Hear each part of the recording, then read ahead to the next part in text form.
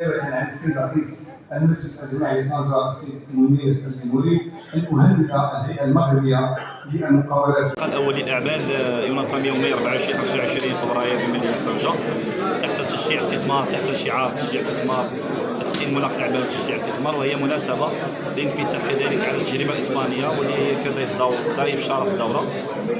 احنا في الملتقى وجهنا حول قطاعات معينه، وهي قطاع تكوين الاستشارة، قطاع اعاده التدوير، قطاع الطاقات المتجدده.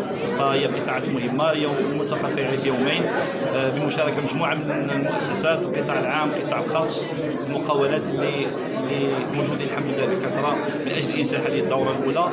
الهيئه الان عندها 3 سنوات من العمل تتويجا لهذا المسار. فكان الملتقى الحمد لله ملتقى مهم اللي غيكون فيه مجموعه من القرارات ومجموعه من التوصيات يمكن ان نرفعها للجهات المختصه. وشكرا.